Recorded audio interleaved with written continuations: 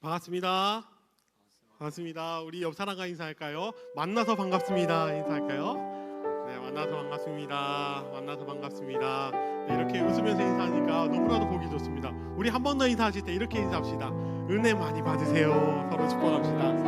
은혜 많이 받으세요. 은혜 많이 받으세요.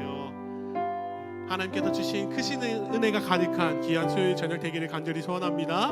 아멘. 우리 시간 우리의 이 기쁨을 가지고 주님께 박수치며 힘차게 찬양하도록 하겠습니다.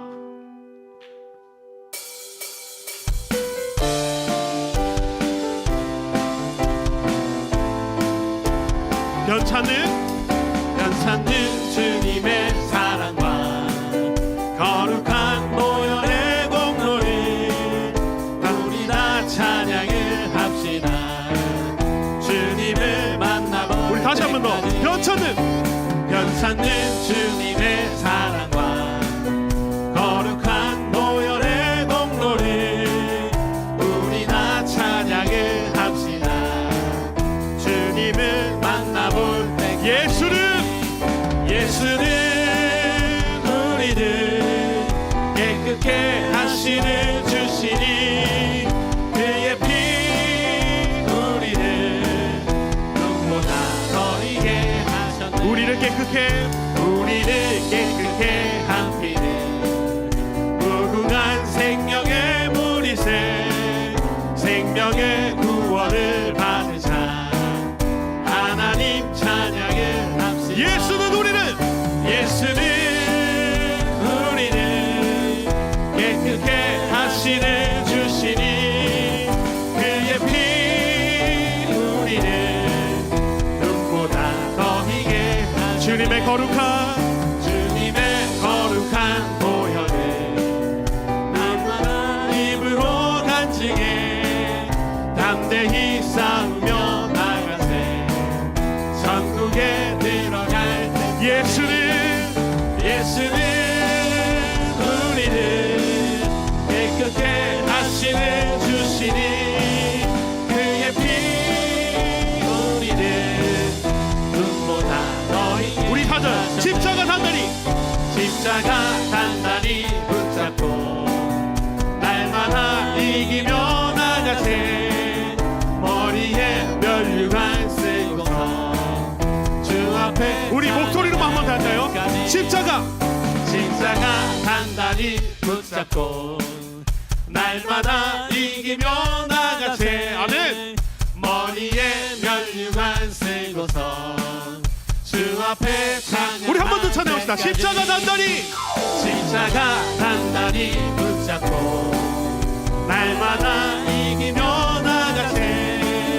머리에 면류관 쓰고서 주 앞에 찬양한 예수는 우리를 깨끗게 하시는 주시니 그의 피 우리를 눈보다 더 희게 하시네. 예수는 우리를 깨끗게 하시는 주시니 그의 피 우리를 눈보다 더 찬양합시다. 구주의 십자가 보혈로 죄 씻음 받기를 원하네. 내 죄를 씻으신 주 이름 찬송합시다.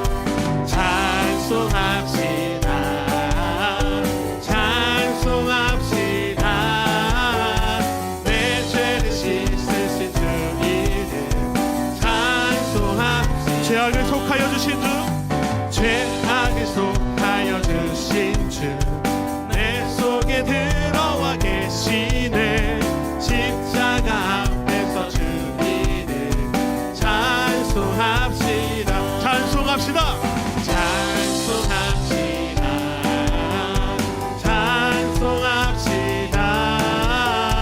내 죄를 씻으신 주 이름 찬송합시다. 주 앞에 흐르는 생명수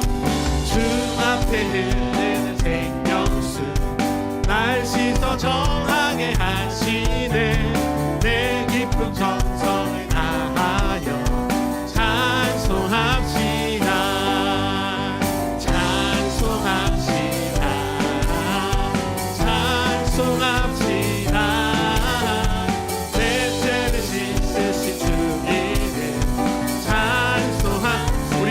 찬양합니다. 내 주께 회개한 영혼을 생명수 가운데 젖었네.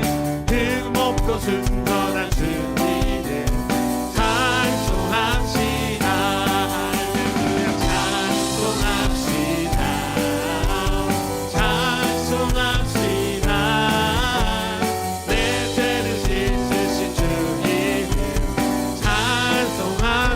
우리 다들 다시 합니다. 내 주께 회개한 영혼을 생명수 가운데 젖어. 아멘. 흠없고 순전한 주님을 찬송합시다. 찬송합시다. 찬송합시다. 찬송합시다. 내 죄를 씻으신 주님을 찬송. 우리 마지막으로 찬양합시다. 찬송합시다.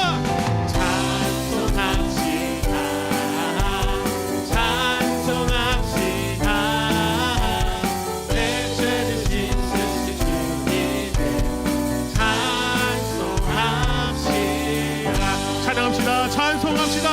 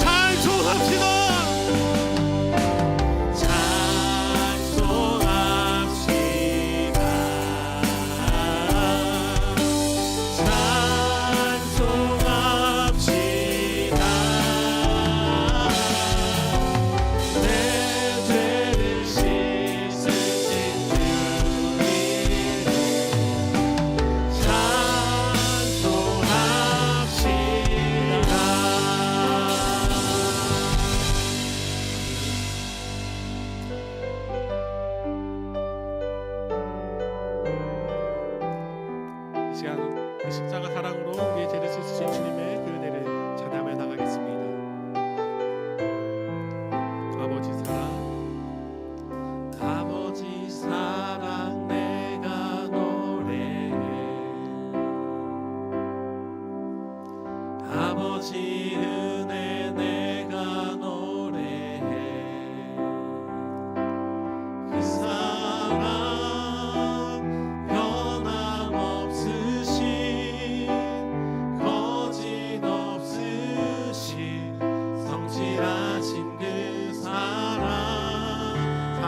꺾지 않으시는, 상한 갈대 꺾지 않으시니, 꺼져가는 등불 끄지 않니. 그 사랑 변함없으신, 거짓없으신, 성실하신 그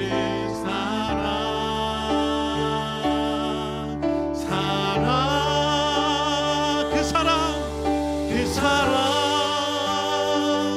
날 위해 죽으시, 날 위해 다시 사신 예수 그리스도, 다시 오실 그 사랑. 죽음도 생명도 천사도 하늘의 어떤 권세도 끊을 수 없는 영원한 그 사랑 예수. 우리 처음부터 고백합시다. 아버지 사랑, 아버지 사랑 내가 노래해. 아버지 은혜 내가 노래해. 그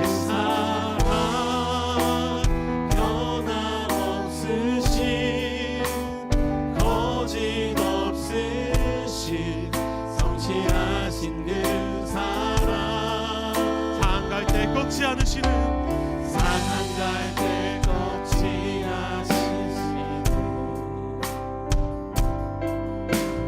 꺼져가는 등불 끄지 않는 그 사랑 그 사랑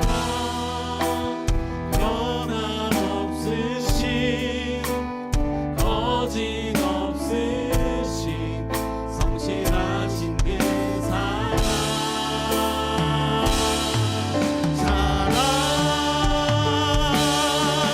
그 사랑 날 위해 죽으신 날 위해 다시 사신 예수 그리스도 다시 오실 그 사랑 죽음도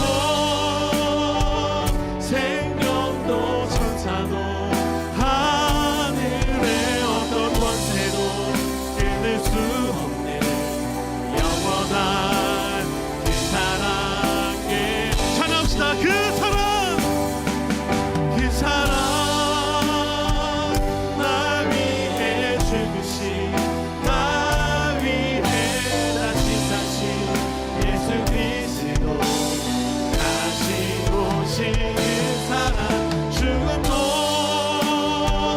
생명도 천사도 하늘의 어떤 권세도 끊을 수 없는 영원한 그 사랑 우리 같이 고백합시다.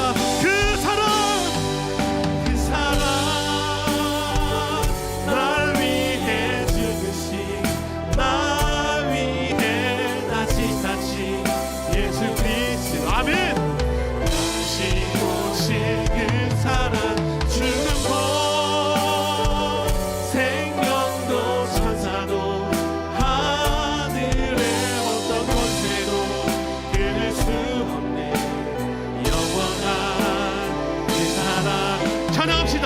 그 사랑 얼마나 그 사랑 얼마나 아름다운지 그 사랑 얼마나 날 부욕해 하는지 그 사랑 얼마나 크고 놀라운지를 그 사랑 얼마나 나를 감격하게 한 찬양합시다. 그 사랑 얼마나 그 사랑 얼마나 아름다운지 그 사랑 얼마나 날 부욕해 하는지 그 사랑 얼마나 크고 놀라운지를 그 사랑 얼마나 나를 감격하게 한 우리의 사랑을 담아 고백합시다. 그 사랑 얼마나 그 사랑 얼마나 아름다운지 그 사랑 얼마나 나를 부욕해 하는지 그 사랑 얼마나 크고 놀라운지를 그 사랑 얼마나 나를 감격하게 우리 마지막으로 고백하기 원합니다. 그 사랑 얼마나 그 사랑 얼마나 아름다운지 그 사랑 얼마나 날 부욕해 하는지 그 사랑 얼마나 크고 놀라운지를 그 사랑 얼마나 나를 감격하게 하는지 아멘. 우리 시간 함께 통성으로 기도하기 원합니다. 주님의 그 사랑에 힘입어 이 자리에 나왔습니다. 주님, 우리의 이 부족한 영혼들을 주님께서 기뻐 받아주시고 특별히 이 시간 주님 앞에 예배를 드릴 때에 그 사랑에 힘입어 정말 주님과 교제하며 주님과 서로 사랑하며 주님을 느끼는 은혜의 예배 시간이 되게 하여 주시옵소서. 특별히 우리 시간 말씀을 듣습니다. 말씀 전하시는 담임 목사님 가운데 성령의 능력을 더하여 주셔서 우리에게 필요한 말씀 허락하여 주시고 전하는 자나 듣는 자가 정말 주 안에서 새로워지고 주님을 알아가며 더욱더 주님을 닮아가게 되는 은혜를 허락하여 주시옵소서. 이 시간 우리의 믿음의 고백을 위해 이 예배를 위해서 우리 주여 한번 크게 부르짖고 통성으로 기도하겠습니다. 주여 하나님 아버지 감사합니다. 주님의 그 사랑을 찬양하며 나갑니다. 우리를 위해서 십자가를 지신 예수 그리스도 지금도 생명도 끊을 수 없음을 믿음으로 고백합니다. 하나님 이 시간 그 주님의 사랑을 찬양하며 나갈 때에 주여 우리의 이 예배를 기뻐 받아주시고 성령님께서 우리와 함께하여 주셔서 주님과 교제하는 은혜의 시간이 되기 원합니다. 아버지 우리가 예배를 드림으로 말미암아 주님께 사랑을 올려드리기 원합니다. 우리의 온 마음과 정성을 올려드리기 원합니다. 주님 기뻐 받아주시고 우리와 함께 이 예배 가운데 교제하여 주시옵소서. 아버지 특별히 이 시간 말씀 전하시는 목사님 가운데 능력을 더하여 주시옵소서. 정령으로 더하여 주시사 그 입술을 시간케 하여 주시고 주님께서 이 자리 가운데 우리들 가운데 필요한 말씀을 목사님 입술을 통하여 흘러넘치게 하여 주시옵소서. 그리하여 이 시간 말씀으로 새로워지기 원합니다. 말씀의 눈을 경험하기 원합니다. 정령님께서 이 자리 가운데 그 은혜로 덮어주시옵소서. 주님 부어주시옵소서.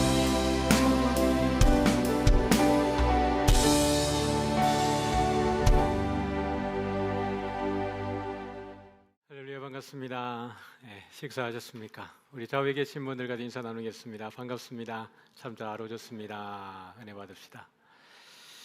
네, 날씨가 많이 무덥습니다. 우리 성도님들 건강 또 특별히 이렇게 잘 챙겨주시고 야외에서 또 일하시는 분들 또 무더위에 노출되신 분들은 특별히 또 쉬어 가시면서 너무 건강 또 상하지 않도록 또 잘 챙기면 좋겠습니다. 이번 주말 금요일부터 해서 주일까지 교회 학교의 대부분의 여름 성경학교가 진행이 됩니다. 초등 1부부터 또 유치부까지 또 그 다음 주에는 중등부 또 통영선교 있는데 여러분들 기도 많이 주시고 선생님들 지치지 않도록 또 어린아이들 안전사고 일어나지 않도록 여러분들이 또 관심 가져주시고 주일날 광고 나간 것처럼 이제 남산 중학교 입구하고 또 체육관 공사로 인해 가지고 주차가 한 달 동안 어렵습니다. 주변 주차장 잘 또 이용해 주시고 대중교통 이용해 주셔가지고 여러분들 어려움이 없도록 해주면 좋겠습니다. 네, 오늘도 우리 소요리 문답 바로 진행을 해보도록 하겠습니다.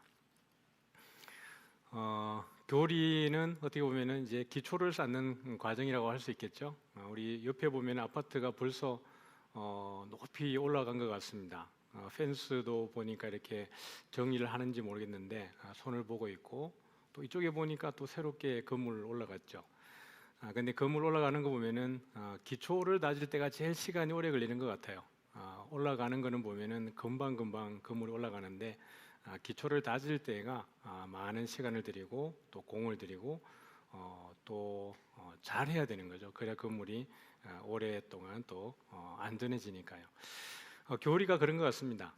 표도 나지 않는 것 같고 늘 듣는 소리가 그 소리 같고 그러다 보면 어느샌가 나도 모르게 내 안에 많은 성경적인 지식 또 말씀에 대한 이해 또 성경을 해석하고 이런 부분들이 나도 모르는 사이에 많이 성장하고 성숙해져 있구나 이런 부분들을 느끼는 거죠. 항상 이렇게 기초 다지는 것이 어렵고 힘듭니다. 오늘도 우리 요리 문답을 한번 진행을 해볼 텐데 오늘은 30번째 질문입니다. 제가 한번 질문을 한번 읽어볼게요. 성령님께서는 그리스도가 값주고 사신 구속을 어떻게 적용하십니까? 그리스도가 값주고 사신 구속, 그러니까 우리의 구원이 공짜가 아니고 예수님의 십자가의 피값으로 예수님의 생명의 값으로 우리가 받은 구원입니다. 그런데 이것을 성령님께서 어떻게 우리 각자에게 적용하시는가에 대한 질문을 이렇게 했습니다. 답을 한번 읽어볼까요? 성령님께서는 그리스도가 값주고 사신 구속을 적용하시는 것은 우리 안에 믿음을 일으키시고 또한 유효하게 부르시어 우리를 그리스도와 연합케 하심으로 되어집니다. 이게 되게 보면 중요한 내용이죠. 우리 안에 믿음을 일으키시고, 믿음을 일으키는 주체가 우리가 아니라는 겁니다. 우리가 뭔가 간절히 요청해져서 우리 안에 믿음이 생기는 것이 아니고 우리 안에 믿음을 일으키신다라고 이야기를 하는 거예요. 그러니까 우리 예수님을 믿는 것이 하나님의 은혜라고 이야기하는 것이 우리가 뭔가 하나님을 간절히 만나고 싶고 또 내가 믿음을 갖고 싶다고 되어지는 것이 아닙니다. 요한일서에도 보면은 그런 이야기가 있지만 본래 하나님을 본 사람이 없으되라고 이야기했죠. 그것은 그 문법적 기능 속에 보면은 이런 의미가 있는 것입니다. 사람들은 기본적으로 하나님을 만나고 싶어하고 또 하나님을 믿고 싶어하고 하나님을 알고 싶어하는 그 기본적인 욕구가 있는 것입니다. 왜냐하면 하나님께서 사람을 지으실 때에 영원을 사모하는 마음을 주셨기 때문에 그러하고 하나님이 우리를 지으실 때에 하나님의 형상으로 지으셨고 하나님의 속성을 우리에게 공유해 주셨기 때문에 우리 안에 하나님에 대해서 알 수 있는 알만한 것들이 가득한 거예요. 그럼에도 불구하고 우리가 하나님을 만나려고 할 때 만날 수 없는 이유는 우리는 피조물이고 하나님은 창조자이기 때문에 그렇습니다. 그런데 어떻게 우리가 예수를 믿게 되어지냐 그러면은 오늘 여기에 답 안에서 나와 있지만 우리 안에 믿음을 일으키시고 만세와 만대로부터 감춰졌다가 이제는 그의 성도들에게 나타나졌고, 그러니까 성도됨이 사실은 큰 은혜입니다. 우리로부터 성도가 되는 것이 아니라 하나님의 은혜로부터 성도가 되어지는 것인데 오늘 우리가 그 구속, 예수님의 생명의 피값으로 구원을 받는 것이 성령님의 우리 안에 믿음을 일으키시는 그 작업과 또 유효하게 부르시고 우리를 그리스도와 연합하게 하심으로 되어진다. 세 가지 카테고리로 나눌 수 있겠죠. 첫 번째는 믿음을 일으키시는 것, 두 번째는 유효하게 부르시는 것, 세 번째는 그리스도와의 신비한 연합을 통하여서 이 구속에 참여하게 하시는 겁니다. 그런데 31문에 보면은 유효하게 부르심에 대해서 따로 다루고 있기 때문에 이것은 유효하게 부르시는 두 번째 카테고리는 다음 주에 제가 다루도록 하겠습니다. 다음 주에 다루게 될 유효한 부르심에 대한 이 문답을 먼저 읽어보고 진행을 하도록 하죠. 유효한 부르심이란 무엇입니까? 라고 이야기할 때 답을 한번 같이 읽어볼까요? 시작. 유효한 부르심은 하나님의 영이 하시는 일로서 우리의 죄와 비참함을 깨닫게 하시는 것입니다. 그리고 우리의 마음을 깨우쳐 그리스도를 알게 하시고 또한 우리의 의지를 새롭게 하시는 것입니다. 또한 우리를 능히 설득하심으로 복음으로 우리에게 값없이 주시는 예수 그리스도를 영접하도록 하시는 것입니다. 유효한 부르심이 무엇이냐라고 이야기할 때 유효한 부르심에 대해서 네 가지로 정리를 했습니다. 이것은 다음 주에 제가 다루도록 그렇게 하겠습니다. 그래서 다시 한번 오늘 질문과 답을 정리하고 오늘 다룰 내용으로 한번 들어가 볼 텐데 다시 한번 제가 질문을 읽어보겠습니다. 성령님께서는 그리스도가 값주고 사신 구속을 어떻게 적용하십니까? 다시 한번 읽어주시겠습니까? 성령님께서 그리스도가 값주고 사신 구속을 적용하시는 것은 우리 안에 믿음을 일으키시고 또한 유효하게 부르시어 우리를 그리스도와 연합케 하심으로 되어집니다. 이 모든 일들이 하나님의 주권적 주도적 역할이신 것이죠. 그러면은 성령님이 우리 안에 믿음을 일으키시는 방법은 무엇인가? 우리 안에 믿음을 일으키게 하셔서 그리스도의 구속에 참여하게 하시는 것인데 성령님이 우리 안에 믿음을 일으키시는 방편이 무엇인가라고 보면은 첫 번째 한번 읽어볼까요? 거듭나게 하심을 통해 우리 안에 믿음을 일으키십니다. 거듭나게 하다. 성령의 내주하심을 통하여서 말이죠. 에스겔 선지자의 예언을 통하여서도 예언되어졌지만은 우리 안에 새 영을 주시고 새 마음을 부어서 우리의 굳은 마음을 제거하고 하나님의 영을 부어 주셔서 우리가 주의 율례와 법도를 따를 수 있도록 그래서 우리가 하나님의 말씀에 순종할 수 있게 하기 위해서 주의 영을 우리 가운데에 부어주시는 그 사건, 우리가 사도행전을 지금 통해서 공부하고 있지만은 오순절날 성령 강림을 통하여서 모든 사람들에게 예수를 그리스도로 고백하는 모든 사람들 안에 주의 영이 내주하시는 것입니다. 이것이 우리가 믿음 안에 거하게 되어지고 그리스도와 연합하게 되어지는 가장 중요한 과정입니다. 성령이 없이는 우리가 어느 누구도 예수를 주라 부를 수가 없습니다. 그러니 믿음으로 나아가는 첫 번째 관문이 뭐냐 그러면은 성령의 내주하심의 은혜인 것입니다. 그래서 성령이 우리 안에 내주하시게 되어졌을 때 우리가 어떻게 합니까? 거듭나지고 다시 태어나지게 되는 겁니다. 여기 보면 거듭나다, 다시 태어나다라고 이야기할 때 거기 밑에 보면 이제 헬라어로 제가 이렇게 기록을 해뒀는데 괄호 안에 보면은 영어로 헬라어의 발음을 이렇게 표기를 해 두었습니다. 노란 글자에 보면은 같이 한번 따라 해볼까요? 아노덴, 아노덴이라고 되어져 있습니다. 근데 이 거듭나다라고 하는 이 얘기가 요한복음 3장에 보면은 예수님과 니고데모와의 대화 속에서 예수님께서 니고데모에게 하시는 이야기입니다. 같이 한번 읽어볼까요? 예수께서 대답하여 이르시되 진실로 진실로 내게 이르노니 사람이 거듭나지 아니하면 하나님의 나라를 볼 수 없느니라.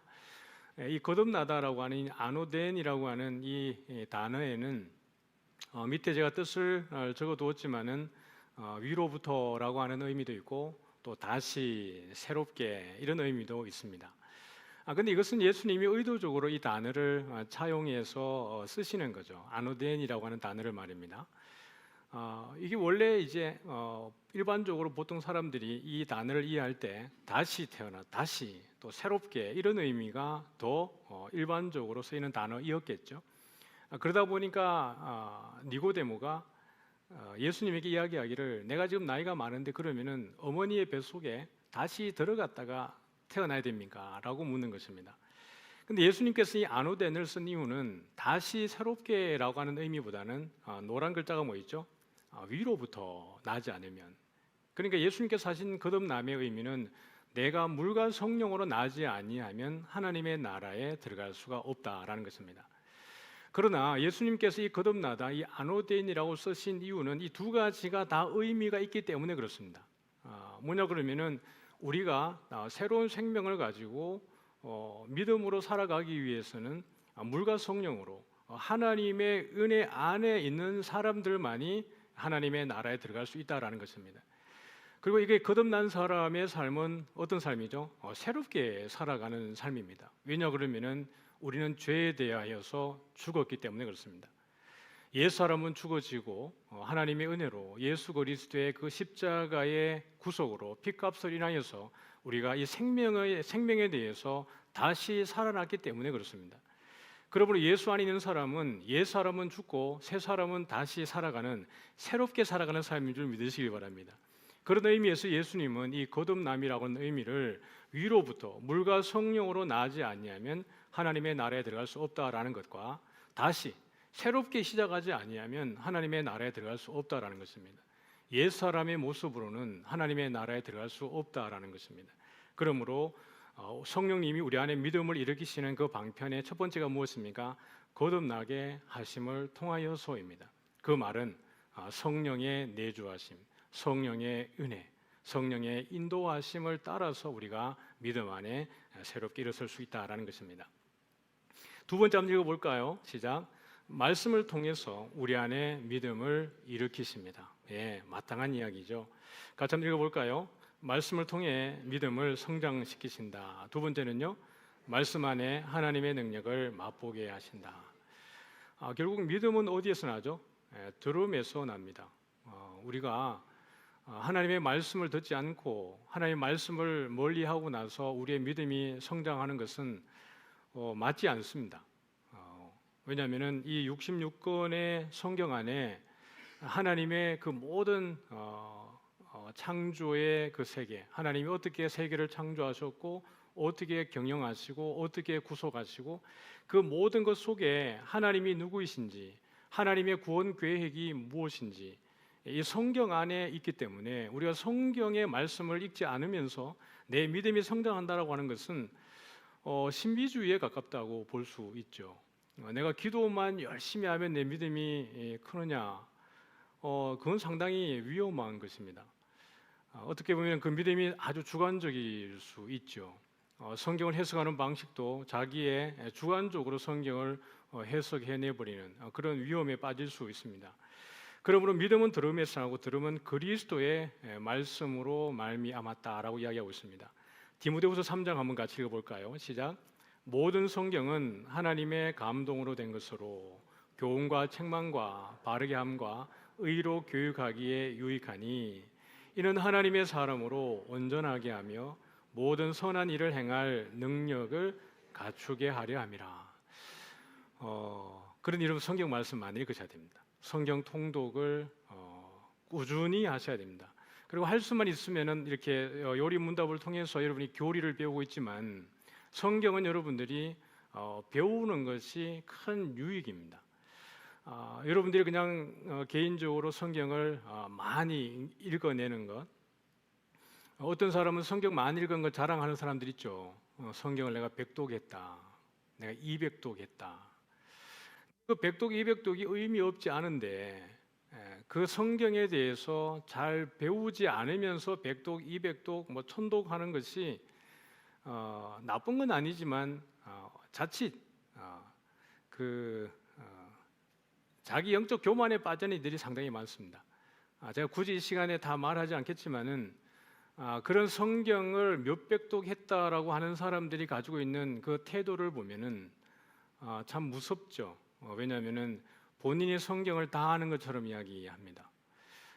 근데 성경이 그렇게 읽어질 때 성령께서 쏜내를 주셔가지고 또 잘 해석하게 하는 경우도 있지만 그렇게 내가 몇백 독 했다라고 또 올해 몇십 독을 했다라고 말하는 사람들의 가장 위험한 것은 뭐냐 그러면은 지도를 받지 않으려고 하는 태도입니다.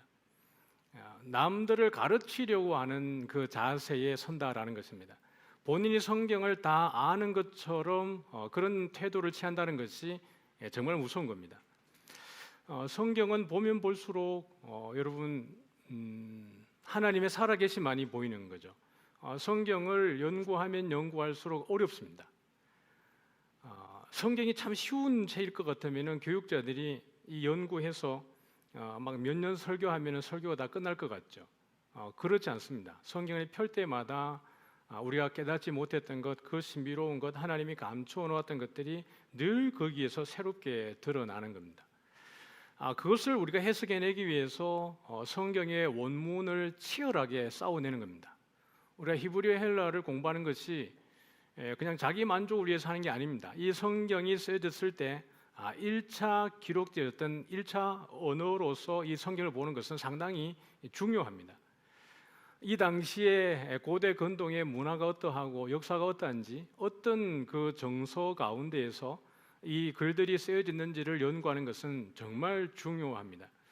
근데 그 모든 배경을 다 무시하고 원어도 무시하고 배경도 무시하고 그러니까 본인이 받은 은혜대로 이 성경을 풀어내기 시작하면은 이 성경은 일반 서적과 다를 바가 전혀 없습니다.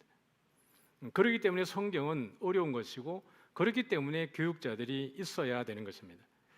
그럼에도 불구하고 이 성경에 대해서 그냥 막연하게 읽어내면서 자기의 감동에 자기의 은혜에 젖어들어서 많이 읽었다라고 하는 것은 상당히 어려운 내용입니다.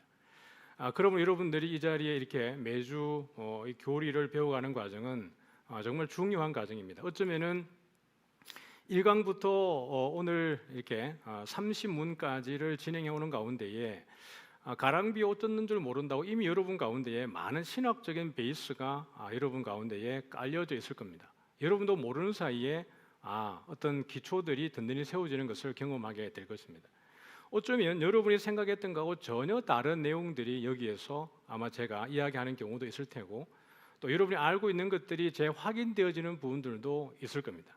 그것은 아주 여러분에게 좋은 징조이고 좋은 사인이죠. 왜냐하면은 내가 많은 부분들을 정확하게 알고 있구나라는 것에 대해서는 여러분들이 확신을 가질 수 있는 것이고 새롭게 듣는 것에 대해서는 여러분들이 새로운 부분들에 대해서 지평이 넓혀져 가는 것이니까요. 결국 우리가 믿음이 성장하는 과정 속에 정말 중요한 것은 하나님의 말씀입니다. 창세기부터 계시록까지 그 한 구절 한 구절을 말입니다. 그렇게 배우고 익히고 교제하고 그렇게 할 때에 여러분의 믿음이 참 어떤 세상이 풍파가 다가오고 또 어려움이 다가와도 여러분을 든든히 지키는 그 믿음이 말씀 안에 있는 줄 믿으시길 바랍니다. 그래서 여러분은 교육자들의 지도하는 그 교육자들의 또는 영적 리더십 가운데 여러분들이 순종하는 것은 여러분에게 복입니다. 그래서 여러분들이 교육자들하고 좋은 관계를 가지고 여러분의 마음이 항상 옥토가 되어져야 됩니다. 말씀 들을 때마다 우리의 마음에 있는 이 돌을 제거하고 가시덤불을 제거하고 그 딱딱한 마음들을 기경해야 됩니다. 그래서 항상 마음이 여러분 가운데 옥토가 되어져서 어떤 말씀이 떨어지든지 간에 그 말씀 안에 30배든 60배든 100배든 열매가 맺어지는 것이 당연합니다. 우리의 마음에 이 기경하지 않고 메마르고 거칠고 염려와 걱정과 근심이 가득한 가운데에 말씀을 들었을 때에 거기는 당연히 열매가 없는 것이죠. 그것은 무익한 것입니다. 그래서 그 씨 뿌리는 비유는 우리에게 주는 메시지가 많은 것이죠. 천국에 속한 사람들은 반드시 열매를 맺는 것이 정상입니다. 근데 이 모든 것이 뭐죠? 말씀입니다. 모든 성경은 하나님의 감동으로 된 것으로 교훈과 책망과 바르게 함과 의로 교육하기에 유익하다. 이는 하나님의 사람으로 온전하게 하고 성장하게 하고 성숙하게 해서 모든 선한 일을 행할 능력이 그 가운데에 있습니다.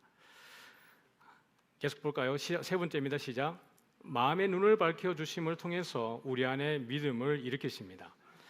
영적 통찰력을 주시는 것이고요. 하나님의 뜻을 깨닫게 해주시는 것인데 에베소서 1장 17절과 18절 말씀을 우리 같이 한번 읽어보겠습니다. 시작.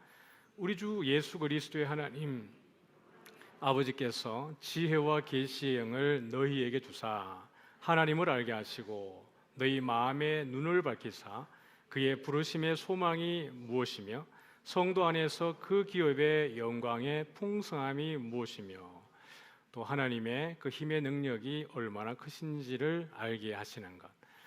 우리 가운데에서 아버지께서 누구를 주신 것입니까? 지혜와 계시의 영을 너희에게 주사 성령을 우리에게 부어 주셔서 성령의 내주하심으로 우리가 누구를 알게 됩니까? 하나님을 알게 하시고 18절에 보니까 뭘 밝혀주신 거죠?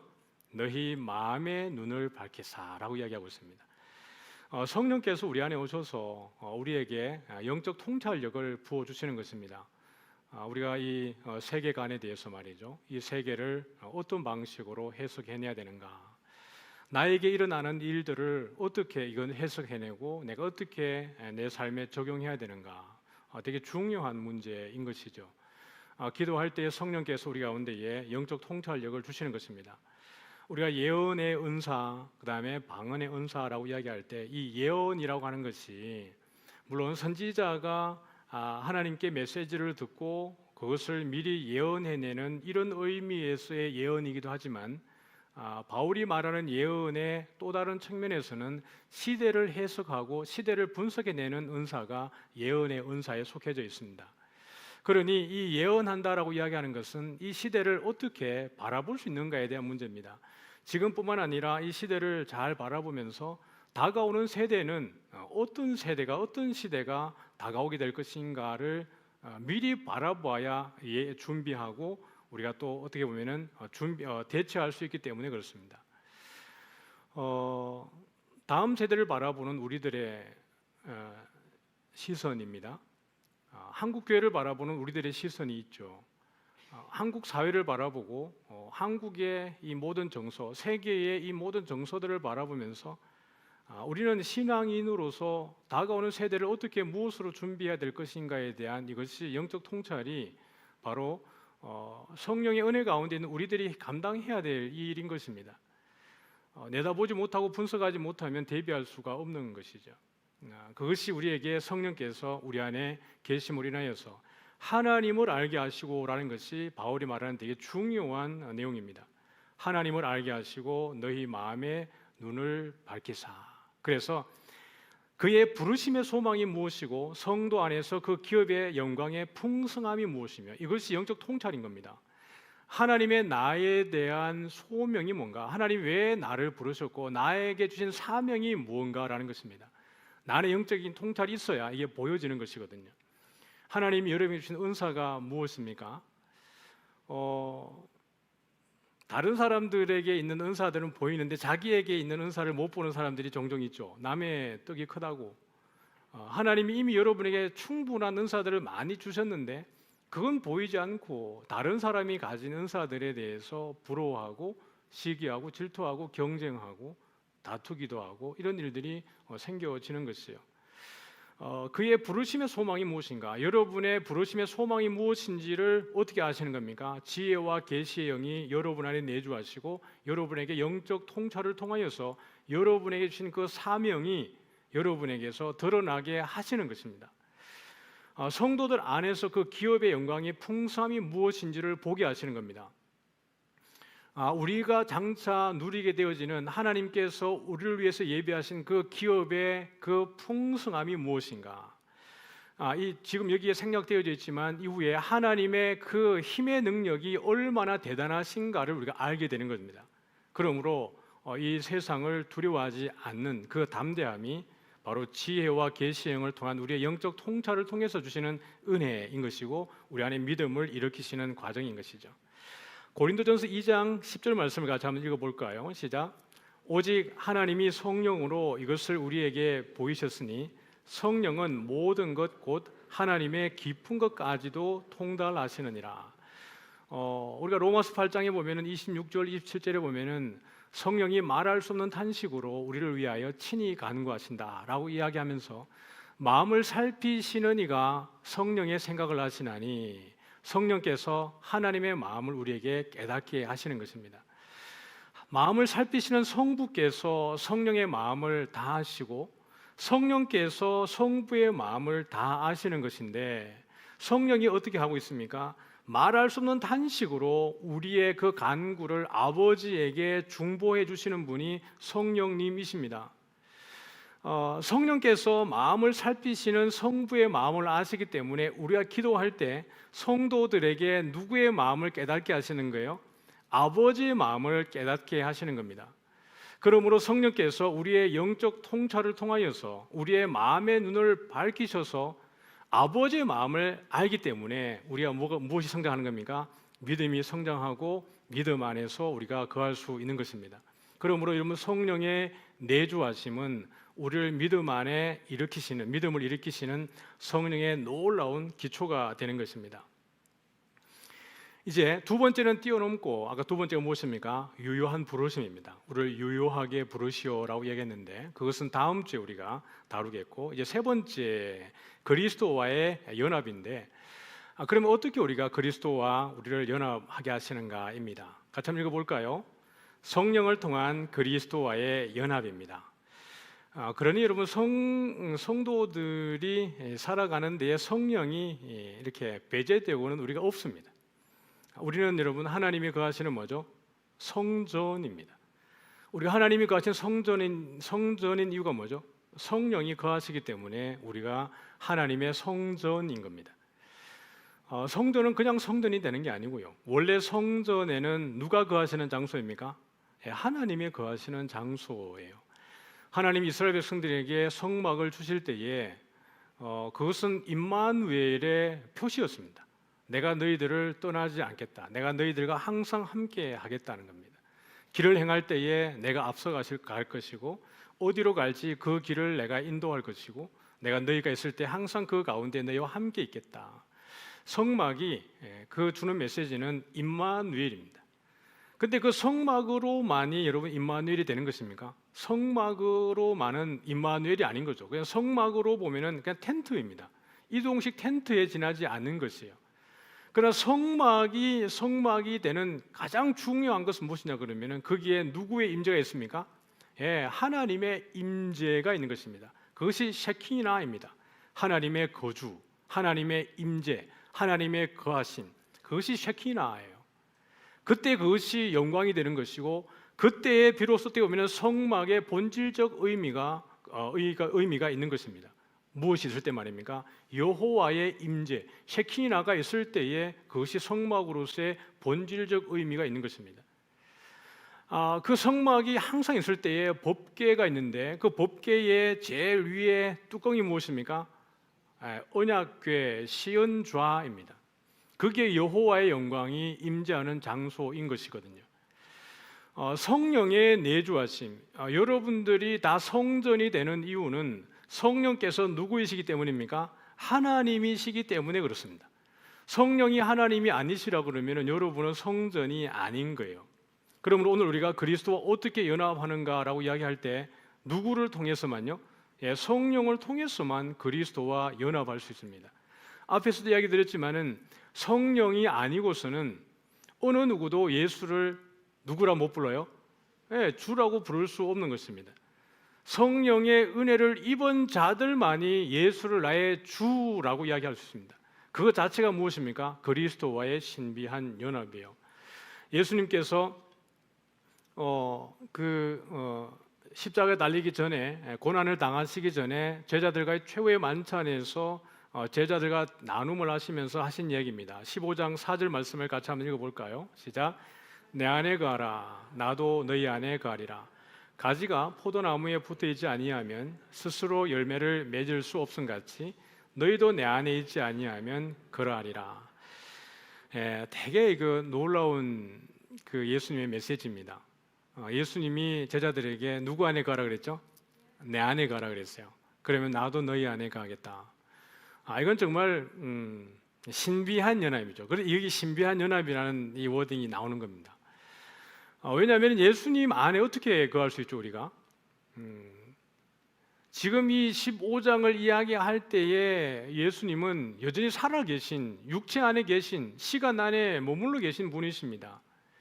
그럼 예수님께서 여기에 내 안에 거하라고 이야기할 때는 얘들아 나와 함께 있자라고 하는 그런 메시지 정도일까요?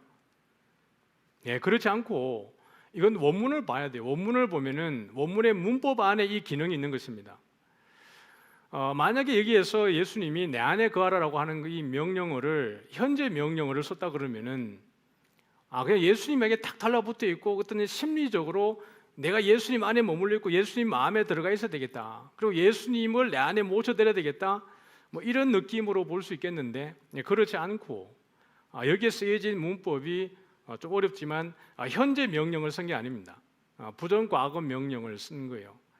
부정과거 명령을 쓸 때 여러 가지 정황이 있습니다. 이 문법을 쓸 때에 정황이 있습니다.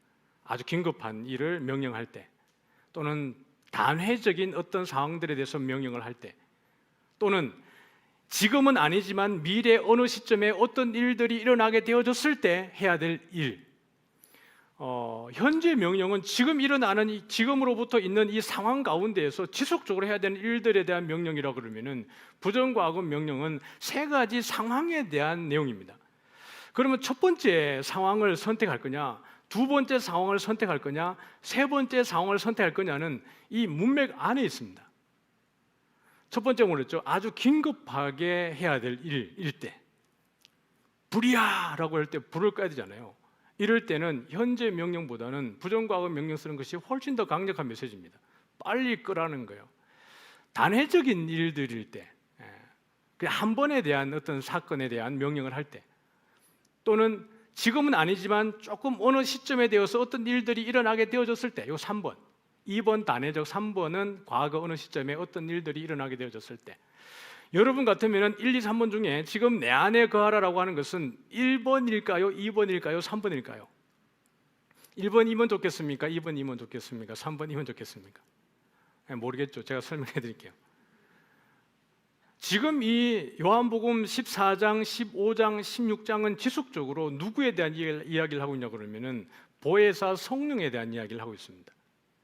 예수님께서 16장에도 보면은 내가 너희를 떠나는 것이 유익이라. 내가 떠나야 누가 오는 겁니까? 성령께서 오실 거라고 이야기를 한 거예요. 여기 부정과거 명령은 그냥 상황으로 보면은 내 안에 거하라고 하는 것이 지금 너희들이 내 마음이 있어야 돼라고 하는 메시지인 것 같지만 정황으로 봤을 때, 큰 문맥으로 봤을 때 예수님은 누구 안에 있으라는 얘기입니까? 성령 안에 있으라는 얘기입니다. 다시 말하면 성령의 그 은혜 가운데에 있어야 된다는 얘기입니다. 성령 은혜 안에 있을 때에 자연스럽게 자동적으로 누구 안에 머무는 것입니까? 예수 안에 머무는 것입니다. 성령이 아니고서는 그 누구도 예수 안에 머무를 수 없기 때문에 그 얘기를 하는 겁니다. 그러므로 예수님은 자기가 떠나기 전에 제자들에게 무슨 얘기를 하고 있는 겁니까? 너희들이 성령이 오시면 약속하신 그 성령이 오실 때까지 너희들이 예루살렘을 떠나지 말고 기다리라고 하신 그 말씀처럼 너희들이 성령이 오시면 성령 안에 거하라. 그러면 내가 너희 안에 거하겠다라는 것입니다. 이 이야기 하시면서 예수님이 뭐라고 그러셨습니까? 내가 너희를 고아와 같이 버려두지 않겠다라고 이야기하시는 것입니다. 그러므로 성령을 통하여서 우리가 그리스도와 연합해지는 것입니다. 그러면 성령의 내주하심의 은혜와 성령의 충만한 은혜를 누릴 수 있기를 주님의 이름으로 축복합니다. 얼마나 우리가 감사한 거예요. 내가 예수 믿는 사람이 되어졌다라는 것, 그것은 나의 어떠함과 상관없이 성령께서 내 안에 찾아오셔서 나의 주가 되어주시는 것입니다. 나로 하여금 성전이 되게 하신 것입니다. 그러니 이 말씀의 논리적인 순서를 따라가 본다 그러면은 나는 내 의지와 상관없이 누구와 연합되어졌다는 것입니까? 그리스도와 연합이 되어졌다라는 것입니다. 다윗도 그러지만 연합하게 하심으로 되어집니다라고 하는 거죠. 내가 연합하는 게 아니라 성령께서 우리를 그리스도와 연합하게 하시는 줄 믿으시기 바랍니다. 이게 왜 가능하냐 그러면은 성령의 내주하심의 은혜가 우리를 그리스도와의 연합으로 인도하시는 것입니다. 이것이 우리가 누리는 복인 것이죠. 그러면서 고린도전서 12장을 한번 읽어보겠습니다. 시작. 몸은 하나인데 많은 지체가 있고 몸의 지체가 많으나 한 몸인가 같이 그리스도도 그러하니라.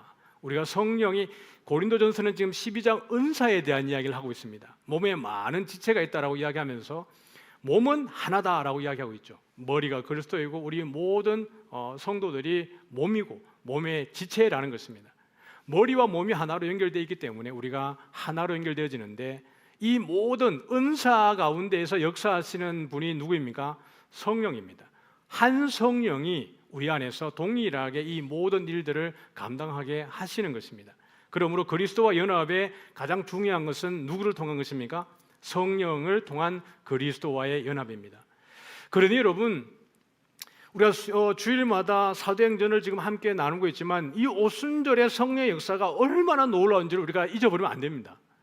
하나님이 우리를 얼마나 사랑하시기 때문에 그 제자들에게 너희들이 예루살렘을 떠나지 말고 약속하신 성령이 오기까지를 기다리라고 하신 것이며, 하나님이 순식간에 하나님의 교회를 전 세계 각국으로 흩어버리는 하나님의 그 놀라운 플랜을 한번 바라보십시오.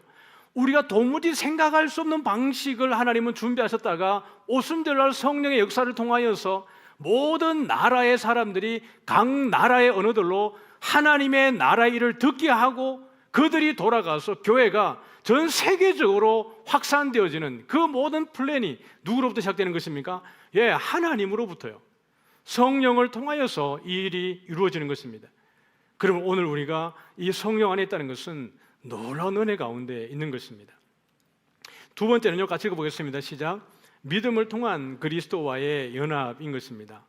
하나님께서 주신 선물이 무엇입니까? 믿음입니다. 같이 읽어볼까요? 너희는 그 은혜에 의하여 믿음으로 말미암아 구원을 받았으니 이것은 너희에게서 난 것이 아니요 하나님의 선물이라. 에베소서 3장도 한번 읽어볼까요? 믿음으로 말미암아 그리스도께서 너희 마음에 계시게 하시옵고 너희가 사랑 가운데에서 뿌리가 박히고 터가 굳어져서. 믿음을 통해서 믿음이 없이는 하나님을 기쁘시게 할 수 없다라고 이야기했습니다. 그 믿음을 통하여서 우리가 그리스도와 더 든든히 세워져 가고 깊이 뿌리를 내릴 수 있는 것입니다. 시냇가에 심기운 나무가 철을 따라 열매를 맺는 것처럼 우리가 믿음 안에 우리가 뿌리를 깊이 내리몰인하여서 우리가 성장하고 성숙해서 더 많은 열매를 맺게 되는 줄 믿으시기 바랍니다.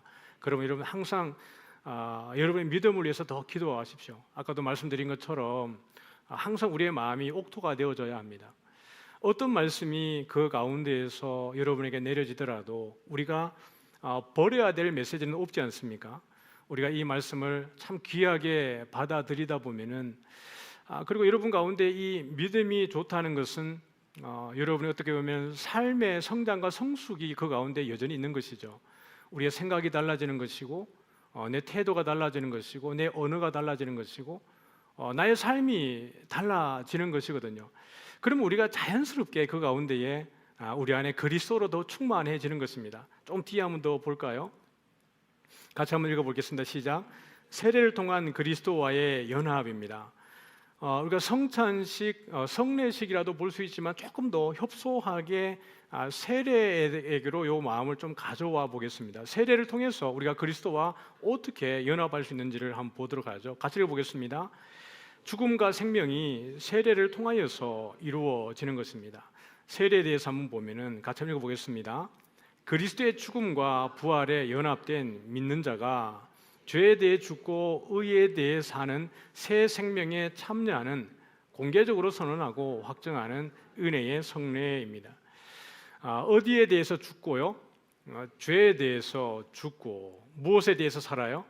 의에 대해서 사는 새 생명에 참여하는 것입니다. 그러면서 그리스도의 죽음과 부활에 연합된 자, 그들이 누구입니까? 우리들입니다. 성령의 은혜를 통해서 그리스도와 함께 죽고 함께 사는 것이죠. 바울은 로마서 6장에서 이렇게 이야기합니다. 같이 한번 읽어보겠습니다. 무릇 그리스도 예수와 합하여 세례를 받은 우리는 그의 죽으심과 합하여 세례를 받은 줄을 알지 못하느냐. 그러므로 우리가 그의 죽으심과 합하여 세례를 받음으로 그와 함께 장사되었나니 이는 아버지의 영광으로 말미암아 그리스도를 죽은 자 가운데에서 살리심과 같이 우리로 또한 새 생명 가운데에서 행하게 하려 함이라. 만일 우리가 그의 죽으심과 같은 모양으로 연합한 자가 되었으면 또한 그의 부활과 같은 모양으로 연합한 자도 되리라. 세례가 여러분 참 중요한 예식입니다. 우리가 결혼식 하면은 물론 우리가 이제 보면은 이제 예식을 치르지 않고 어떤 여러 가지 상황 때문에 결혼식을 치르지 않고 혼인 신고를 해서 사는 사람들도 있습니다. 그러나 결혼식을 하는 의미는 뭐냐 그러면은 증인들 앞에서의 예식인 겁니다. 많은 양가 부모님과 많은 하객들 앞에서 이 결혼을 거룩하게 성스럽게 진행합니다. 그리고 우리가 부부가 됨을 많은 사람들의 증인 앞에서 부부가 되는 것을 우리가 이제 언약을 맺습니다라고 하는 공적, 어떻게 보면은 이 예식이 결혼식인 것처럼 세례도 마찬가지인 겁니다. 물론 우리가 성령 세례를 통해서 우리가 구원받는 그런 은혜가 있지만 그럼에도 불구하고 이 세례, 물 세례, 침례, 물에 들어갔다 나오는 이 퍼포먼스를, 이 의식을, 성례를 하는 이유는 믿음의 고백에 대한 부분입니다. 사실은 이스라엘 백성들이 이 홍해에 들어갔다가 나오는 것이 세례죠. 홍해에 들어가는 그 순간 그들은 죽었습니다. 그들의 육신적인 그 모든 것들은 사실 죽은 생명과 같은 것이죠. 그러나 그 반대편 광야로 나오게 될 때에 그 나오는 것은 전적으로 새로운 생명을 얻은 것과 같습니다. 죽었다가 살아나는 것이죠. 우리가 물에 들어갔다가 나오는 것, 물 세례를 받는 것도 마찬가지입니다. 죄에 대해서 나는 죽었습니다. 그리스도가 십자가에 죽으시는 이유는 죄에 대한 심판입니다. 사망에 대한 심판입니다. 그리고 부활하심으로 인해서 새 생명으로 그 사망을 완전히 심판하고 멸하고 난 이후에 그것에 대해서 정복했다라고 하는 메시지인 것입니다. 그러하기 때문에 그 생명이 우리에게 주어지는 것입니다. 우리가 세례를 받을 때에 동의란 것입니다. 죄에 대해서 내가 십자가에 내 죄를 다 지우는 것입니다. 그래서 우리는 싸우되, 죄와 싸우되 어떻게 싸우는 겁니까? 피 흘리기까지 싸우라고 하는 것이 그것입니다. 예수님께서 십자가에 돌아가신 그 죄 죽임에 대한 그 심판, 그것이 사실은 예수님이 목숨을 내어놓으시고 당신이 심판을 당하시는 것이고 그 하나님의 진노를 당신이 다 짊어지시는 것이거든요. 죄를, 자기의 생명으로 죄를 죽이는 것입니다. 그것처럼 이 세례를 받을 때 우리는 죄 죽임에 대한 언약입니다. 그리스도 안에서 내 죄를 다 죽이겠습니다. 주님이 십자가에서 내 죄를 다해서 죽으신 것처럼 나도 내 죄에 대해서 죽고 무엇에 대해서 사는 것입니까? 생명에 대해서 사는 겁니다. 의에 대해서 사는 것입니다. 그러므로 그리스도의 죽음에 참여하는 것이고 그리스도의 부활에 참여하게 되어지는 것이 무엇입니까? 세례입니다. 세례 받으셨습니까? 여러분, 이 세례라고 하는 것이 그냥 어떻게 보면은 군대 갔더니 초코파이 준다 그래가지고 가서 세례 받았어요 라고 하는 이들이 많죠. 진중 세례식 가봤습니다. 논산에 진중 세례식 가봤는데 한 번에 3,000명씩 세례 받습니다. 정말 많은 이들이 전국에서 모여드는 목사님들이 와서 진중 세례식을 합니다. 물론 그 가운데에 신앙 고백으로 세례를 받는 이들도 있고 어떤 이들은 미리 세례 받아놓는 사람들도 있죠. 나중에 교회 다니다가 그때 나 세례 받았어 이런 사람도 있는데 세례의 의미가 그런 게 아닙니다. 세례는 진실한 자기의 신앙의 고백인 것입니다. 죄에 대해서 죽고 내가 의에 대해서 살겠습니다라고 하는 그 하나님의 은혜에 동참하는 것이거든요. 그러니 세례 받은 우리 성도님들, 오늘 이 과정을 통해서 다시 한번 여러분들이 이 의미를 새기셔야 합니다. 내가 세례를 받았다라고 이야기할 때 직분을 떠나서 말입니다. 그러면 내가 죄에 대해서 더 죽어야 되는구나. 죄에 대해서 확실하게 죽었을 때 어디에 참여하는 것입니까? 의에 대해서 생명에 참여하는 것입니다. 이것을 통하여서 그리스도와 연합되어지는 겁니다. 그러니 얼마나 우리에게 중요한 이 과정입니까? 자, 그럼 이제 그리스도와의 연합이 주는 유익이 무엇인가? 첫 번째는 무엇입니까? 칭의입니다. 같이 한번 읽어보겠습니다. 시작. 하나님께서 그리스도의 의를 근거로 죄인을 법적으로 의롭다 선언하시는 즉시적이고 완전한 은혜의 행위. 이 칭의가 주는 것은 뭐냐 그러면 우리에 대한 자유함이고 담대함입니다. 하나님의 심판 앞에서 우리가 자유하고 하나님의 심판 앞에서 담대함인 것입니다. 백부자 심판대 앞에 섰을 때 우리가 갖는 태도가 무엇입니까? 담대함인 것입니다. 왜요? 이 칭의 자체는 이 칭의로 인해서 우리가 하나님의 양자됨인 것이고 하나님의 그 기업을 상속하는 권세가 이 칭의로 말미암아서 우리에게 주어지는 것이기 때문에 그렇습니다. 의로움을 입지 않고는 어느 누구도 하나님의 자녀가 될 수 없고 하나님의 나라를 상속받을 수 없습니다. 그러므로 오늘 성령의 내주하심의 은혜, 그리스도와의 연합을 누리고 있는 우리 모든 성도님들은 이 칭의의 은혜를 입고 있는 줄 믿으시기 바랍니다. 죄인을 법적으로 의롭다고 선언하시는 것입니다. 되게 중요한 워딩입니다. 법정적 칭의. 이 재판장이신 하나님이 너는 의인이야 라고 법정적으로 선포를 하는 겁니다. 근데 우리를 지으신 하나님께서 법정적으로 선포하신 의를 그 누군가가 이것을 빼앗을 수 있습니까? 빼앗을 수 있습니까? 없다는 얘기예요. 칭의는 우리에게 너무 중요한 것입니다. 같이 한번 읽어보겠습니다. 그러므로 이제 그리스도 예수 안에 있는 자에게는 결코 정죄함이 없습니다. 죄와 사망의 법에서 우리를 생명과 성령의 법으로 완전히 해방하신 줄 믿으시기 바랍니다. 그러므로 진리의 자유함을 누리셔야 합니다. 그런데 그 진리의 자유함을 누리려고 그러면은 진리가 내 안에 있어야 될 거 아니겠어요? 물론 예수님이 진리가 맞습니다. 그런데 더 중요한 것은 총체적인 진리가 무엇이냐라는 것이에요. 하나님의 말씀이죠. 하나님의 말씀이 우리 안에 풍성히 있을 때 그 말씀이 여러분을 자유하게 하는 줄 믿으시기 바랍니다. 말씀이 능통한 자가 되어야 됩니다.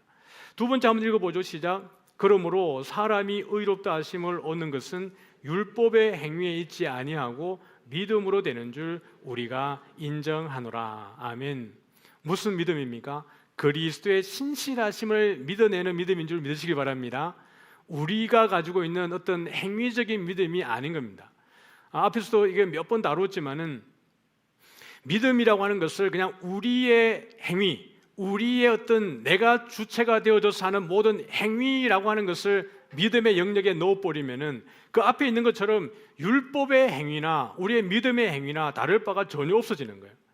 여기서 우리가 말하는 믿음이라고 이야기하는 것은 그리스도의 신실하심, 하나님의 신실하심, 하나님의 우리의 언약에 대해서 하나님이 그 모든 것들을 이루신다는 것에 대한 그 믿음. 물론 예수님이 나의 구주라고 믿는 믿음이 맞습니다. 그러나 이것이 배제되어 버리고 난 어떻게 보면은 내가 유대인들이 율법의 그 모든 조항들을 잘 지키면서 자기들이 갖는 태도가 무엇입니까? 나는 의롭다라는 것입니다. 그게 전제가 무엇입니까? 바울이 말하는 것처럼 율법의 행위라는 말입니다. 오늘 우리가 뭔가 내가 하는 행위가 이 믿음이라고 하는 것이 내가 하는 많은 행위들이 나의 믿음이라고 해석하기 시작한다 그러면은 바울이 말하는 것처럼 율법의 행위라고 하는 말과 같이 무슨 행위가 될까요? 믿음의 행위라고도 붙일 수 있는 것입니다. 그러므로 여러분들이 열심히 믿는 믿음이 우리의 의가 아닙니다. 믿습니까? 여러분이 열심히 하는 뭔가 신앙적 태도, 그것이 믿음의 행위라, 그것이 우리를 의롭게 하는 게 아니란 얘기예요. 오늘 하나님의 그 신실하심과 그리스도의 그 신실하심이 우리의 의가 되는 줄 믿으시기 바랍니다. 이것을 우리가 믿는 것입니다. 자, 두 번째 우리가 보면은 어떤 유익이 있습니까? 두 번째 시작, 성화입니다. 같이 읽어보죠. 성령님의 지속적인 역사로 칭의받은 성도가 점진적으로 죄에서 떠나 그리스도의 형상을 닮아가는 평생의 과정입니다. 성화는 평생에 점점 거룩해지는 겁니다. 같이 한번 읽어보죠. 시작. 하나님의 뜻은 이것이니 너희의 거룩함이라. 에베소서 4장요. 우리가 다 하나님의 아들을 믿는 것과 아는 일에 하나가 되어 온전한 사람을 이루어 그리스도의 장성한 분량이 충만한 데까지 이르리니. 예, 우리의 모델은 예수님인 줄 믿습니다. 그래서 바울도 이야기하기를 너희는 그리스도를 본받아라라고 이야기를 했습니다. 그리스도의 장성한 분량이 충만한 데까지 이르도록 예수님의 마음을 담고 예수님의 지혜를 담고 예수님의 그 모든 성품을 담고 예수님이 이 땅에 오셔서 행하셨던 그 모든 일들을 통하여서 우리가 그리스도를 닮아가는 것입니다. 바울이 이야기하기를 너희는 나를 본받으라라고 이야기했는데 그 이야기는 바울의 모든 삶도 그리스도를 본받는 삶이었다라는 것입니다. 그래서 바울이 너희는 나를 본받으라라고 이야기할 때 바울 자신의 삶의 행위를 본받으라는 말이 아니라 내가 지금 누구를 본받고 여기 왔는지 그것을 본받으라는 이야기입니다. 그러니 바울이 나를 본받으라고 이야기하는 것은 궁극적으로 누구를 본받으라는 것입니까? 그리스도를 본받으라는 얘기입니다. 그럼 오늘 우리가 그리스도가 오시는 그날까지 그 재림의 때까지 그리스도의 형상을 닮아가는 평생의 과정이 무엇입니까? 성화입니다. 이미 우리는 거룩해진 삶을 살아가는 자들입니다. 어떤 거룩이요? 물리적인 거룩인 말입니다. 이 세상이 아니라 흑암의 권세가 아니고 하나님의 사랑의 아들의 나라에 속한 소속의 문제에 있어서는 우리가 어김없이 틀림없이 확정되어진 삶을 살아가는 사람들입니다. 땅에 발을 딛고 살지만 하늘을 사는 사람들이 우리들입니다. 그럼에도 불구하고 이 거룩함이라고 하는 것은 세상의 사람들의 삶의 방식이 아닌 그리스도의 삶의 방식을 따라가는 삶의 태도가 또한 거룩함이겠죠.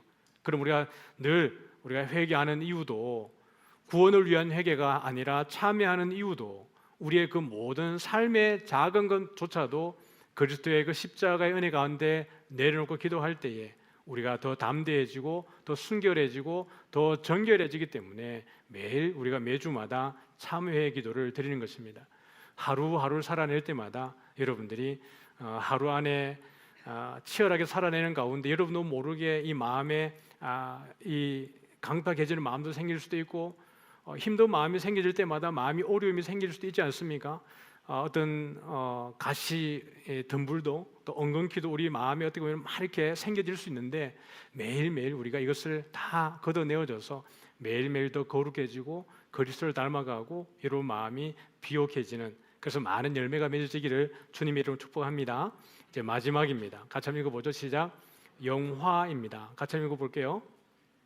하나님께서 구원받은 성도를 그리스도의 재림시에 죄와 죽음에서 완전히 해방시켜 그리스도와 같은 영광스러운 몸으로 변화시키시는 최종적이고 완전한 구원의 완성, 완전한 해방을 시키는 겁니다. 더 이상 죄를 지을 수 있는 그 모든 가능성이 배제되어져 버린 오직 처음 하늘과 처음 땅과 처음 바다와 지금 우리가 살아가는 모든 삶의 모든 어떤 이 상황들, 고통과 눈물과 어려움과 시기와 질투와 여러 가지 내가 살아내기에는 너무나 힘든 이 모든 것들이 다 사라져버린, 여전히 우리의 마음속에 있는 이 영적인 문제, 육신의 소욕과 성령의 소욕이 계속 충돌하게 되어지는 이 내 마음의 불편한 상황, 내가 주님을 늘 따르기를 원하지만 여전히 내 안에 있는 죄가, 그 죄의 욕심이 주님으로부터 주님께로 가까이 가지 못하게 하는 이 고단한 우리의 삶의 이 모든 것들로부터 완전한 해방입니다. 진리의 그 자유함이 있지만 늘 우리는 그 가운데 한켠에는 이 죄책으로 인하여서 완전한 자유를 못 누리는 것이 지금 우리의 삶의 현실이죠.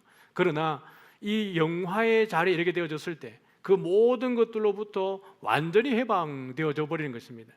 그리스도와 같은 그 영광스러운 몸으로의 변화인 것이죠. 빌립보서 3장을 한번 같이 읽어볼까요? 같이 읽겠습니다. 그는 만물을 자기에게 복종하게 하실 수 있는 자의 역사로 우리의 낮은 몸을 자기 영광의 몸의 형체와 같이 변하게 하시리라. 바울은 부활에 대한 소망을 가지고 산 사람입니다. 땅에 있는 모든 것들에 대해서 배설물같이 여겼다라고 이야기했습니다. 왜냐하면 그리스도를 아는 지식이 가장 고상하기 때문에 지금까지 자기가 이 세상 가운데서 자랑했던 그 모든 자랑들을 그냥 배설물처럼 여겨버렸습니다. 그러면서 바울은 위에서 부르신 부름의 상을 향하여서 표대를 향해서 달려간다라고 이야기했습니다. 그는 부활의 권능이 무엇인지를 알았습니다. 그러므로 그는 고된 그 시간들을 살아내면서도 바울에게 그 모든 고단함을 이겨낼 수 있는 유일한 힘이, 소망이 무엇입니까? 부활입니다. 고린도전서 15장에 보면은 부활장에 얼마나 그 많은 내용들을 담고 있는지 몰라요. 거기에는 우리에게 부활이 없다면부터 시작을 해가지고 그 부활의 몸에 어떠한 것인지, 그 마지막 날 주님의 재림의 날에 우리의 몸이 어떻게 신령한 몸으로 우리가 다시 변화될 것인지에 대해서 바울은 고린도전서 15장에 아주 구체적으로 부활에 대해서 다루고 있습니다. 그것은 바울이 그만큼 부활에 대해서 명확하게 인식하고 있다는 얘기입니다. 오늘 우리들도 마찬가지일 겁니다. 여러분, 고단하게 살아가는 가운데에도 그리스도와 연합하는 것이 영적인 측면에서 보면은 너무나 행복한 일이지만 육체적인 우리의 현실을 보면은 그것이 마냥 행복한 순간만은 아닐 수 있습니다. 왜냐하면 예수님 때문에 당하는 고난이 많기 때문에 그렇습니다. 초대교회를 살아냈던 사람들은 예수님 때문에 목배임을 당하였습니다. 예수님의 말씀 때문에 그들은 순교를 당하였습니다. 어쩌면 오늘 우리가 예수님과 그리스도와 연합했기 때문에 영적으로 자유하고 나는 그 구원에 대한 소망이 있지만 그 소망이 있기 때문에 우리가 현실을 살아내는 일은 더 고단하고 더 치열하고 더 힘들 수 있습니다. 그럼에도 불구하고 우리가 그 가운데에 좌절하지 않고 물러나지 않을 수 있는 이유는 뭐냐 그러면은 우리 가운데 부활의 소망이 있을 때 우리는 더 담대하게 세상을 직면해 나갈 수 있습니다. 고단함 가운데에도 우리가 절망하지 않을 수 있습니다. 무엇에 대한 소망이요? 부활에 대한 소망이 있을 때 말입니다. 요한일서 3장 2절 말씀 보면은 요한이 이렇게 이야기를 해요. 같이 읽습니다. 사랑하는 자들아, 우리가 지금은 하나님의 자녀라. 장래에 어떻게 될지는 아직 나타나지 아니하였으나 그가 나타나시면 우리가 그와 같을 줄을 아는 것은 그의 참모습 그대로 볼 것이기 때문이니. 요한은 이 요한 계시록을 통해서 우리가 놀라운 이 환상과 계시를 본 걸 우리 알고 있습니다. 그러나 우리 요한의 글들을 보면은 이런 그 입장들이 있죠.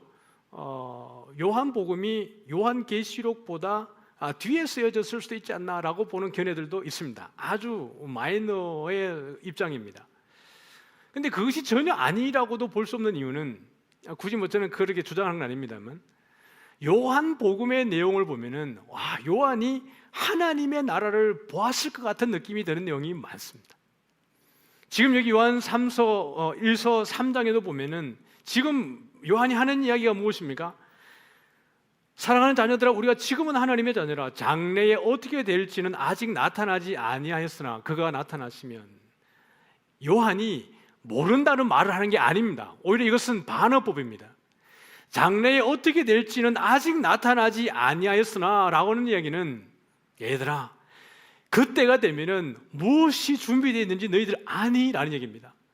그가 나타나시면 우리가 그와 같을 줄을 아는 것은 그의 참모습 그대로 볼 것이기 때문이니라고 얘기하고 있어요.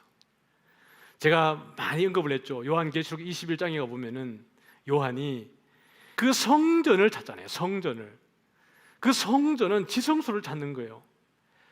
근데 요한이 그 지성소를 못 찾아냅니다. 왜냐하면 거기에는 지성소가 필요 없기 때문에 그래요. 왜냐하면 하나님과 및 어린 양이 그 성소이기 때문에 그렇습니다. 요한이 지금 하는 얘기가 무엇입니까? 그때가 되면은, 그때는 우리가 하나님을 그 참모습 그대로 볼 것이야 라는 것입니다. 그러므로 지금 우리에게 어떻게 거짓 교사들이 나타나고, 어떻게 보면 우리를 미혹하는 이들이 나타나고, 우리를 시험과 여러 가지 어려움 가운데에 우리를 이렇게 힘들게 하는 이들이 있지만, 그러나 끝까지 인내해야 되는 이유가 무엇이냐라는 것입니다. 그가 오시면 그때에 그분을 참모습 그대로 볼 것이기 때문에 절대로 세상 유혹에 넘어가지 말고, 거짓 교사들의 그 유혹에 넘어가지 말고, 비진리에 빠지지 말고 끝까지 인내하면서 진리 가운데 머물라 하는 것입니다. 오늘 말씀을 한번 다시 이렇게 총체적으로 한번 정리해 보겠습니다. 제가 한번 더 질문을 한번 읽어보고 여러분이 답을 하고 오늘 같이 찬양하도록 하죠. 찬양팀 앞으로 나오시면 좋겠네요.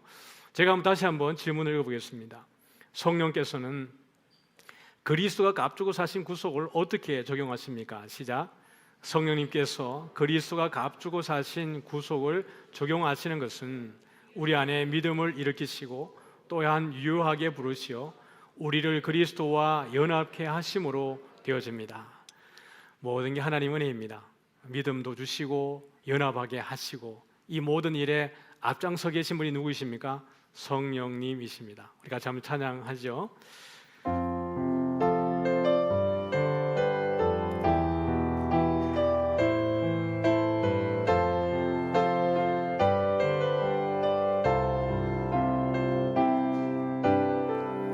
오소서 진리의 성령님, 이 땅 흔들며 임하소서. 거짓과 담요 죄악에 무너진 우리 가슴 정케 하소서. 오소서 내 성령님, 오소서 은혜의 성령님, 하늘 가르고 임하소서. 거룩한 불꽃 하늘로서 임하사 타오르게 하소서. 주 영광 위에 타오르게 하소서. 불의 불길 타오르게 하소서. 진리의 말씀 이 땅 새롭게 하소서. 은혜의 강물 흐르게 하소서. 성령의 바람 이 땅 가득 불어와. 흰 옷 입은 주의 순결한 백성, 주의 영광 위에 이제 일어나. 열방을 치유하며 행진하는 영광의 그날을 주소서. 불의 불길 타오르게 하소서. 불의 불길 타오르게 하소서. 진리의 말씀 이 땅 새롭게 하소서. 은혜의 강물 흐르게 하소서. 성령의 바람 이 땅 가득 불어와. 흰 옷 입은 주의 순결한 백성, 주의 영광 위에 이제 일어나.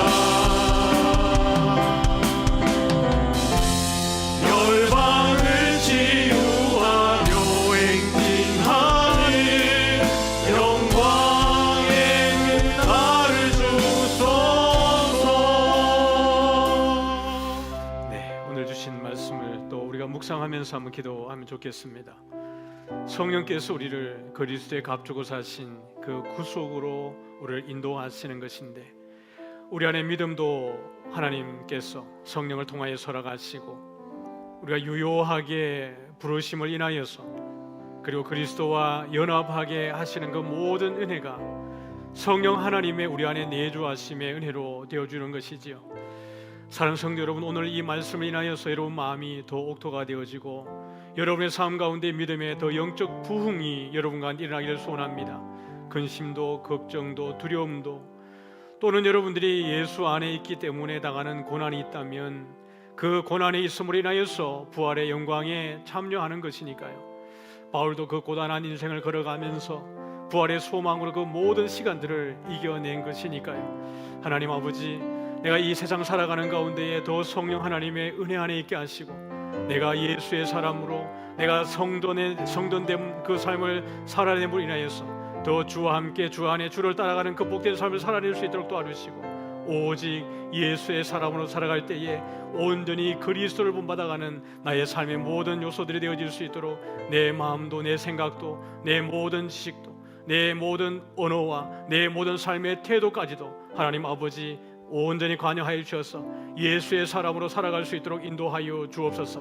우리가 참 기도하면서 여러분의 마음의 소원과 또 기도 제목을 나누면서 또 우리 주말부터 있는 우리 여름 성경학교를 위해서도 계속 기도하면서 우리 자유롭게 돌아가겠습니다. 기도하겠습니다. 좋으신 하나님 아버지 감사합니다. 우리 가운데 하나님께서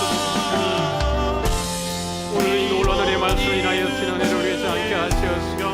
또 성령 하나님의 놀라우신 은혜에 의해서 하나님 아버지 예수 그리스도의 감동하신 그 구원의 은혜 가운데 더욱더 살아갈 수 있도록 하나님 아버지 붙잡아 빌고 원합나이다. 우리 안에 하나님 믿음을 일으키시고 하나님 아버지 위한 부르심하여 내가